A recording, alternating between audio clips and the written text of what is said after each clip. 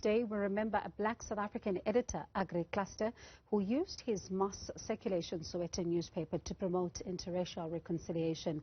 Dr. Klaaste died in 2004, aged 64.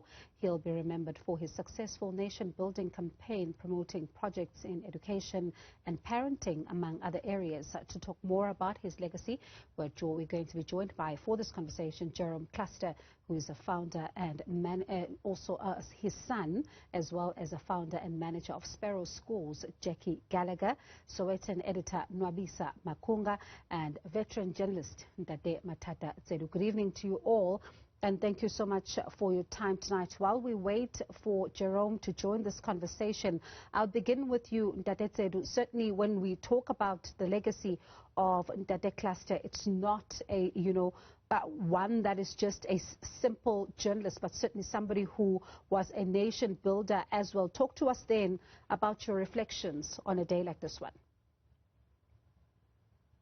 Well, and I remember the day that Aggrey died. My mind always goes back to a few weeks before that, when I went to the hospital and was allowed into the ward, and he was really looking quite bad. And I left there really traumatized, thinking about how somebody like Aggrey could be in the condition in which he was. Aggrey was a good-natured person. He cared about people genuinely. And just as an example, I started off in journalism as a freelance person up in Limpopo, in the middle of nowhere. I was just a voice on the phone. And one day I was in court and I was bullied by a prosecutor, and I fought back. And when I was filing my copy, I told this person who was taking down my copy, because people had to type.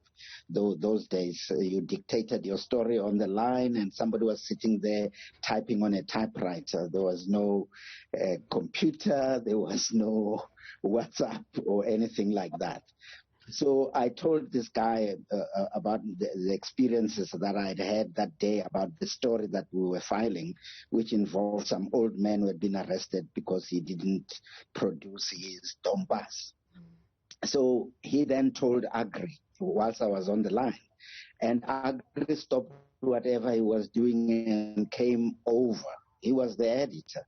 Came over and wanted to know exactly what happened, because he wanted to raise the issue with the authorities at the Department of Justice. Now, I was a nobody.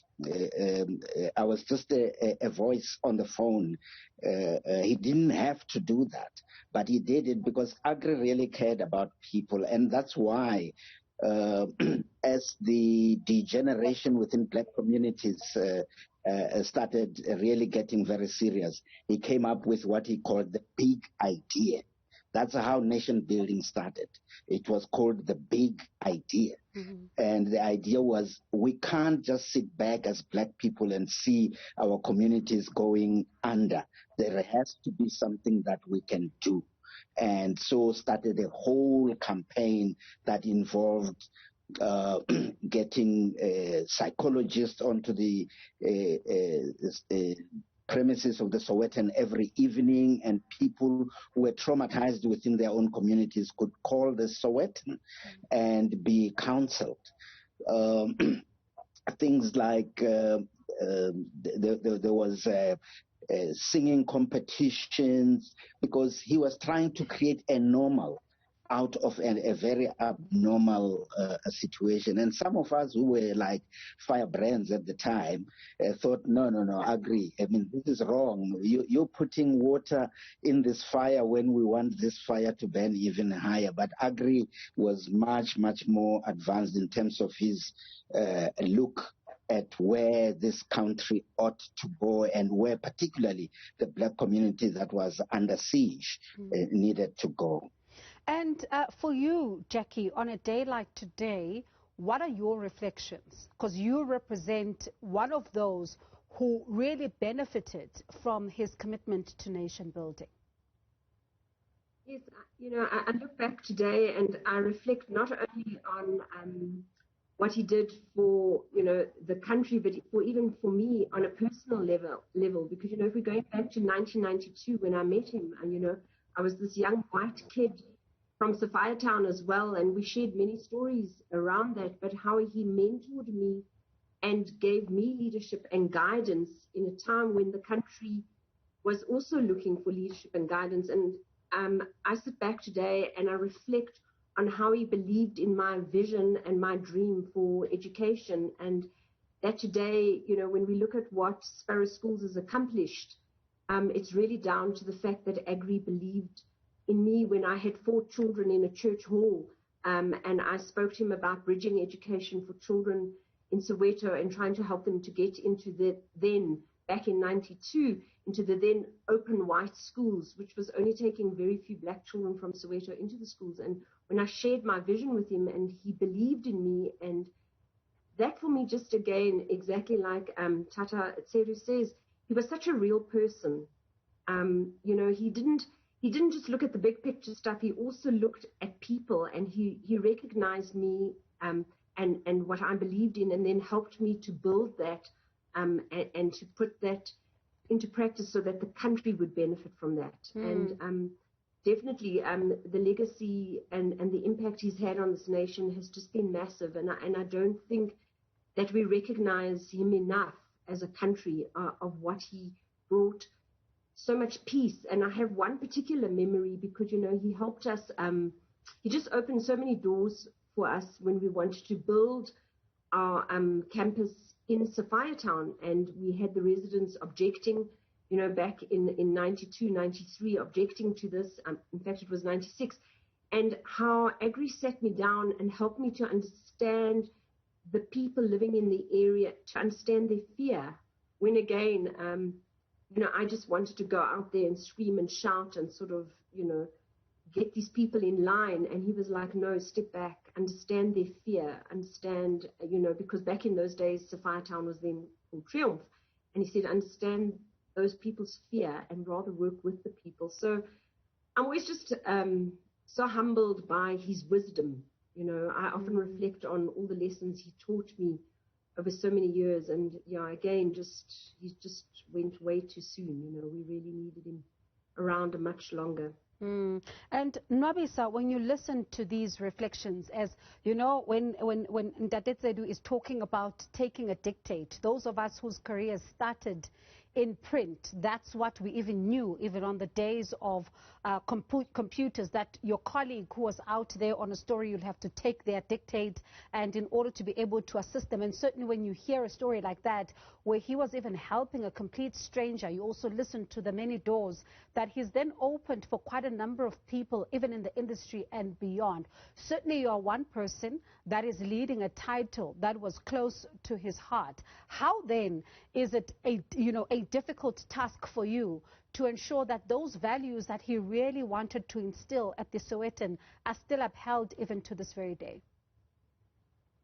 Absolutely. I think, Bongiwe, for me, I get asked this question a lot, to say, what do you understand of his legacy and what are you committed to doing in carrying his legacy? And for me, it's something particularly close to my heart. I mean, when you talk about, obviously, that Aggrey Klaaste is known for nation building, but the way I see it is really, he and many others like him, of that generation, were people who were driven by a particular understanding of what our country was at that time, and they truly understood the role that they had to play, and in leading the platform that he did, in sort of galvanizing people towards a common goal. We were a nation coming out literally ravaged by racism, by hate, by violence and murder.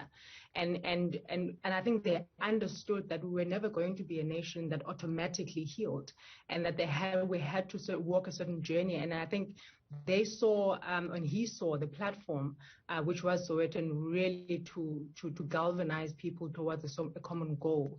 And for me, it's about how do you carry a vision? How do we see South Africa right now, as journalists? And I think a lot has happened, obviously, and particularly in the last couple of years, in our industry. And I think for me, one of the things that are closest to my heart is really trying to say, how do we reflect people's lives authentically, accurately, with integrity, and really trying to galvanize people towards a goal. Let's continue then our conversation on the legacy of Ndade Aggrey Klaaste. Ndade Tsedu, certainly a lot of emphasis is being put on how he understood his role as a journalist to be, and the contribution as well as the power that, he had as a journalist. Looking into, what has then become of the media industry over the years, would you say that journalists today understand the role that they play? Well, maybe to answer that, we need to just go back and say that when Aggrey took over the Sowetan, he was an acting editor when Sowetan Editor had gone to Harvard to do his human fellowship. The paper's circulation grew so much that when Sowetan Editor came back, the company found him another job, and Aggrey then became the editor of the Sowetan, and the circulation just grew and grew because he understood the community that he was writing for. Now, insofar as today's journalists and journalism is concerned, my own view is that every generation produces the journalists of its time who meet the challenge of that time. Aggrey's challenges were those challenges that we're talking about, of a community under siege from a very oppressive regime. People will argue that the communities are still under siege, but it's not from an oppressive regime, it's from some other forces. Maybe our own internal inability to deal with the ravages of oppression, and we taking it out on ourselves and banning everything. And many a day when I watch some of these things happening, I say to myself, what would Aggrey do in the face of all of these things? Because for Aggrey, it was not enough just to write the story. It was also to cross that path that says this is where journalism ends and this is where activism starts. And he would try and find a solution for the problem that he was highlighting. So to the extent that there are media houses that are doing those sort of things, highlighting the problems, of a lot of painstaking work by journalists who are meeting the challenge of our time today, which is really corruption in the main. So people are meeting the challenges of today. But I hope as we go on with this interview, we'll also speak about Aggrey, just the guy, because he was quite funny. I definitely am going to touch on that, because some people have told me that he was a joker of note, and I do hope that you can share some of those light-hearted moments with him just a little later on. Nwabisa, really touching on what Ndade Tsedu is talking about, some have criticized the media of not playing an activism role enough, but certainly can the two be merged, or can we see at some point where activism has to come to a point of stopping and journalism beginning, or can we see activism and journalism really continue to really play out in the public space? Well, one of the things we must understand is that journalism, its first commitment is to the truth. And I think, however one may interpret then the role of journalists, I think our role is to really reflect society in its most authentic form. And of course, once you do that, you create an environment of transparency. And when there is an environment of transparency, people ideally should be compelled to actually, take ownership of ideas, take ownership, and essentially that's where you begin to see activism becoming alive. So yes, there's a very close relationship, I think, obviously between journalism itself as well as what we now understand and see as activism. And I think for me it's quite important for us to understand. I mean, our craft at this moment is quite challenged. There's a lot of attacks, not just on journalists, but on journalism itself, as a democratic principle. And I think, it's one of those things that we actually need to push back against, because it is very, very important, not just for ourselves as individuals, but quite importantly for us as a nation, for us to create a nation that is transparent, and a healthy democracy, in order for people to be able to reach equality, etc., and anything that, we aspire to be. And how do we keep the space healthy, Nwabisa? Because as you say, while the attacks may be coming from outside, but the industry in and itself is also, attacking itself. Others have even said that, we might be self-mutilating. I agree. I think it's actually quite sad. I mean, if you look at the last week or so, I mean, I think journalism was on trial, absolutely, in the last week. And as much as, a lot of people were saying, oh, well, journalism is discredited, I think there are times where we need to actually self-reflect. There are times where we need to ask ourselves really hard questions about, are we really committed to truth? I think a lot of what happens now is you get journalists who are really committed to doing the work of telling South African stories, and there's many, many of them, and I think they should be commended. But there are also moments where we really do drop the ball, and whether we get sucked into, into the politics of the day that are playing themselves out. And I think one of the most important things that we need to understand is, again, that our commitment should always be to the truth. And when we don't, when we lose sight of that, we really begin to discredit ourselves and discredit, the craft of journalism, in its principle. And that is quite dangerous for any society, by the way. And I do understand we've got Jerome on who's just joined this conversation finally. Jerome, good evening, and thank you so much for your time tonight. To us, we talk about Aggrey Klaaste as a journalist, as a nation builder, and someone who really changed the course of history. But to you, he was a father. Talk to us about your reflections then tonight when we do, talk about this man who made an indelible mark in the world of journalism. Thank you so much. It's really fantastic to be with you today. And good evening to the viewers and the rest of the panel. I'm just remembering my father. It is quite emotional, but it has been a wonderful journey. And of course, one has shifted in the way that I used to think about my father, because I didn't really even know what his work really meant until I started reading his work. I mean, all I remembered before I started reading his work and embarking on this journey of trying to continue his legacy of nation building, I just remembered my father through my own memories. Or remembering him while we were watching Orlando Pirates play against Kaizer Chiefs. My dad was a huge fan of the mighty Buccaneers, and he loved Liverpool as well. And so we used to spend some really great moments watching TV in the evenings as well.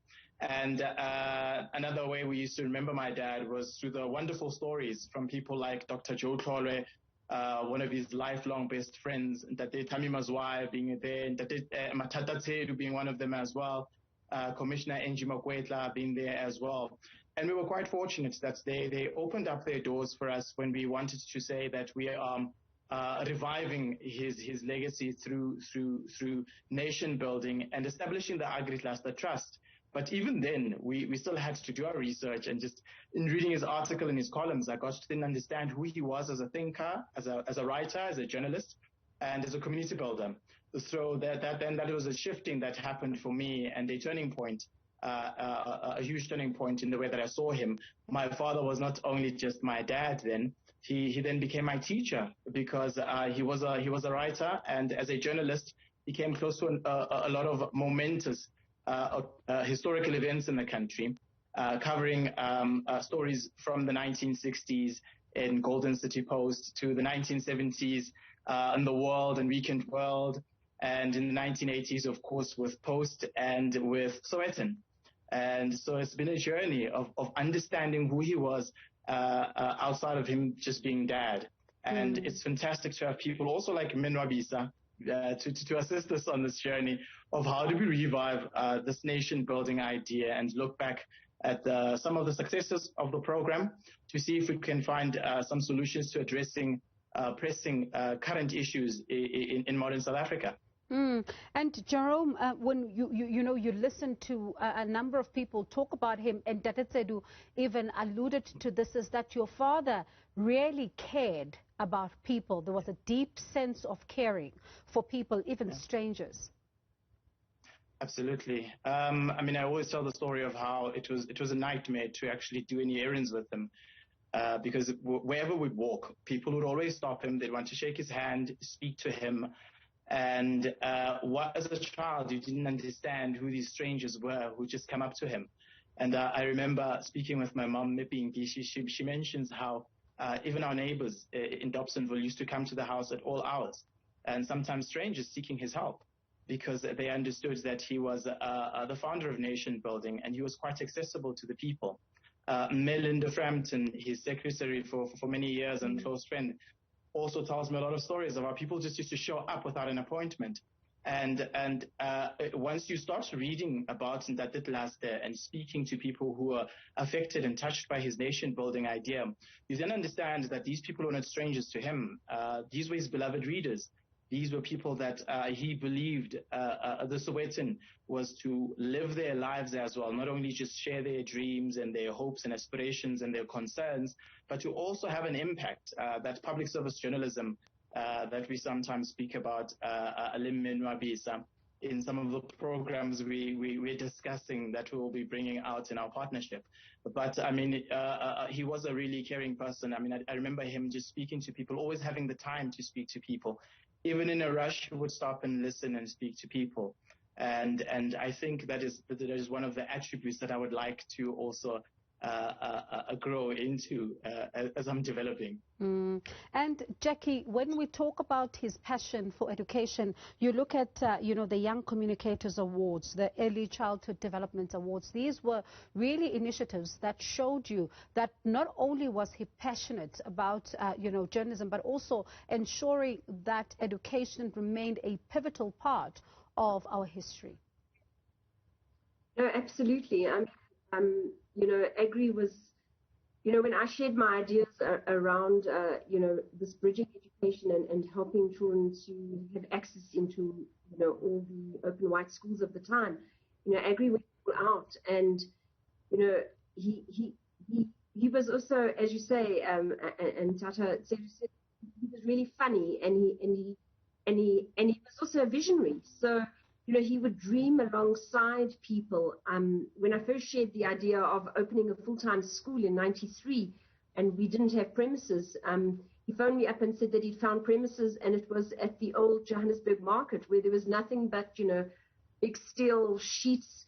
And he said, don't worry, we can get portable toilets. And, nothing sort of held him back. I mean, he wasn't afraid to venture out. And when we finally found a premises down in Elof Street Extension to start the school, Aggrey just came alongside me, came onto the board, helped us to establish the board. And, when I shared any ideas around why we possibly couldn't accept certain children into the school because of their learning difficulties or because of their special needs, it was always Aggrey that would be like, no, we can do this. And I remember him coming one day and picking me up in Melville, and when I'd said, I don't think we can accept these 5 children, they've got such severe special needs, and he said, get into my car, and he drove me into Soweto and drove me around to visit a few places. And and when we left, he just said to me, and this is why we need to open up a school for children with special needs. So today Sparrow is home to over 1,000 children full-time because of Aggrey. And he was our executive chairman on the board, and it was his passion that drove it. But I need to share just also that he was incredibly persuasive.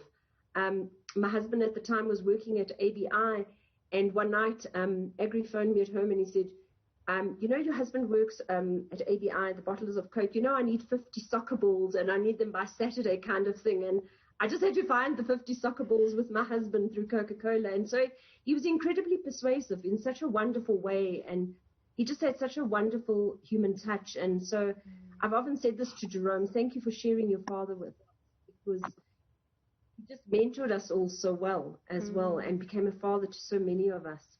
We continue talking about the legacy of the Aggrey Klaaste, and we're joined by his son, Jerome Klaaste, founder and manager of Sparrow Schools, Jackie Gallagher, Sowetan Editor, Nwabisa Makunga, as well as veteran journalist Tate Matata Zedu. Thank you so much for staying on for this conversation. And Tate Zedu, you know, when one thinks about 61 Commando Road, as it was known then back in the days, you think about the times when there would be slaughtering of cows, particularly when you know, the Sowetan circulation figures have, you know, grown and all of that. And the people that really occupied that building never forget some of these moments. Talk to us then about some of, you know, the light-hearted moments that you would have shared, you know, Klaaste, apart from really writing about those serious stories and getting arrested in Limpopo. Yeah. Well, let's start where Jerome was with the Orlando Pirates story. Now, Aggrey was a real Bucks person. So Sunday morning, Pirates has played on Saturday, and let's say it has lost. So Aggrey will not be seen in the office until very late in the afternoon, very, very late. And we'll be asking what is the lead and all of this. Very serious. He doesn't want anybody to talk to him. But if Pirates has won, Aggrey will be the first person in the office, and he'll be walking around saying, we know the lead is already written. Pirates on the front page. Okay, guys, anybody who disagrees, you have to find another job elsewhere. The lead tomorrow is Pirates. So that was how fair he was when it came to But when you speak about the slaughtering of cows for celebrations of major achievements, when the paper reached 250,000 copies a day. But there were also times when a lot of staff members would be dying. And then Aggrey would say, you know, we need to slaughter. So now this is different from celebrating. This is now slaughtering for some other purposes. He would have Babat Lamini, who was a priest and who worked with us. Babat Lamini would buy into this whole story. So a goat would be brought into the offices, and it would be slaughtered on the premises, and Aggrey would get Spandler on his hand. And I remember Rory Wilson, who was the general manager, all white and all of that, had to put this Spandler on himself. And he kept complaining after a few days that his wife was saying, this thing is starting to smell. I tell you. Yeah. Now, the other thing about Aggrey was when we started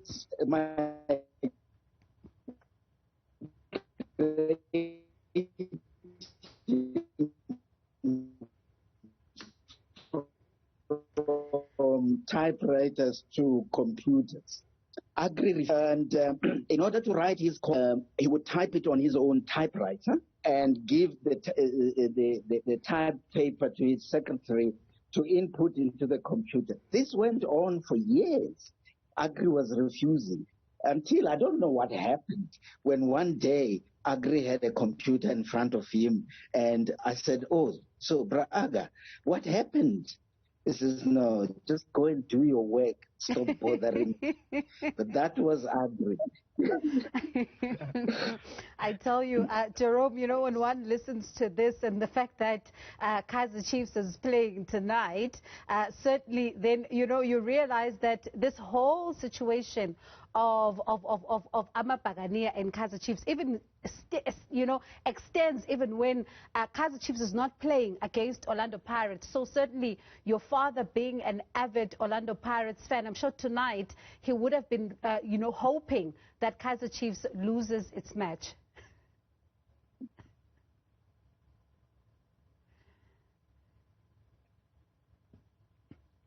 I do understand that we do have some problems with Jerome's connection there.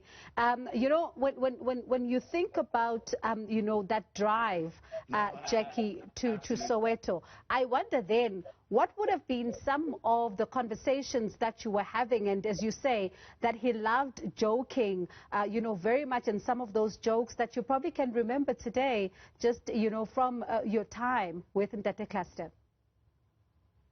Yeah, I think, Aggrey always surprised me. I think a lot of the human side of him and how, when I was driving through to Soweto with him and he spoke a lot about, where he grew up in Sowetan, and I shared that as a young white person growing up in Sowetan, and, he joked about how we had both most probably been around almost at the same time while he was being forced out and I was sort of coming into Sowetan, and he actually wrote a beautiful sort of piece in the Sowetan about that, about how I was almost oblivious, as a young white person to what had actually happened before I landed up in Sowetan. And yeah, I just remember him really, laughing about it, but also sharing very deeply with me about, the forced removals and how I came to live there and how much we shared in common, about growing up together there. But I grew up there in such a different time. But yeah, I mean, I think a lot about, how he, when I say he was so persuasive, and really with a lot of humor and never letting anything sort of get him down. It was just really, really, amazing. When I look back now, I think something he shared with me once was about the fact that we don't listen to old people enough and we don't listen to their stories. And of course, as a young person, when I met him, I was kind of like, oh, well, that's a really nice thing and whatever. But now when I think back how wise he was and how important it is to listen to older people and their stories and how much we learn. So, yeah, I just have such incredible memories of him. And talking about, learning, Nwabisa, certainly as you guide the Sowetan through its next phase as it charts a way forward, certainly then there's a lot of lessons that you would have learned from a life as magnanimous as the life of Aggrey Klaaste. What are some of those lessons that you take forward with you, particularly when you look at this whole notion of nation building? I think for me the biggest one, and I learned it quite early when I came to the Sowetan, was really that the Sowetan is really about resonance. It's not about us as journalists necessarily working in it. It's really about the people it serves. And a lot of people have such ownership. They take such ownership of of this brand. And for me, it's a privilege to be able to lead a brand like that, but it's also one that I'm quite mindful of the fact that we need to be quite open to hearing what people are saying. It's a platform of expression, really, for people to, as I say, to take ownership of their own stories and tell their own stories. And I think for me, once we begin to be quite comfortable in doing that, I think that is when we build it and a stronger democracy. But for me, it's resonance. It's people taking ownership of the platform and saying this is our platform for our voice. All right, and I do understand that we've lost Jerome again, but Ntata said, if I can come to you, when one really looks at, charting a way forward and what Jackie alluded to a little earlier on, that we don't celebrate his life enough and we don't even honor his contribution enough. How do you think then a life as magnanimous as this one is to be remembered in the media industry, not on an ad hoc basis, but really all the time for the contribution that he made? And I think that if this question was posed to Aggrey, he would say that it's not about him, it's about the cause. And so the answer then has to be that as journalists, whether you are an editor or just a journal, there are causes that need the support of the media, and for as long as you are able to provide that support, that makes a difference to someone out there, then you are living out the legacy of Aggrey. I don't think Aggrey would have wanted some big monument at the entrance of Soweto that says this is Aggrey and he's raising his hand and pointing to the east or something like that. I don't think Aggrey would want that. I think he would wish for us to build a monument that is in the actions and activities that we do to advance the cause of humanity. That is what he dedicated his life to, and that is what he would want.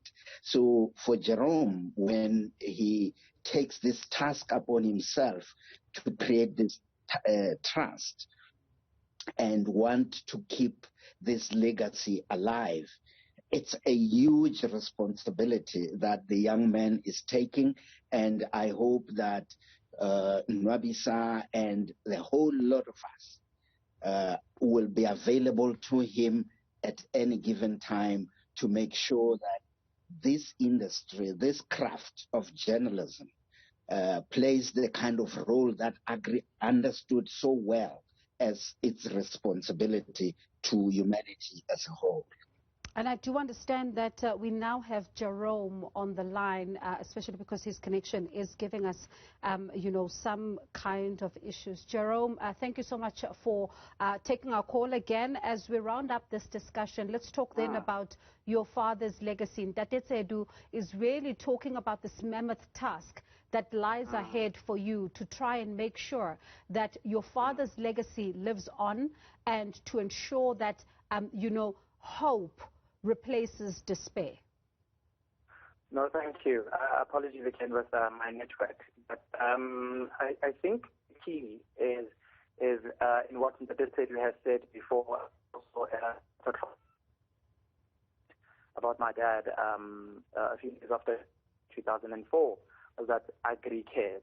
I think if there's anything we can take away from his legacy is caring for others, because that is what nation building is at its core. It's caring about people, putting the interests of people before our own interests. And I think that if we are to celebrate him and his legacy, that would be the best way in doing so, with our actions, everyday interactions to add them in the way that we also interact, or even social media. The huge problem at this point, which is why the Aggrey Klaaste annual colloquium in partnership with Sowetan, Wits, and also TM5 Incorporated in SANEF has come up with some outcomes from last year's inaugural event. And one of them was also looking at media literacy. How do we empower our people to use the media to a point that they can also think about nation building before they even post a certain post?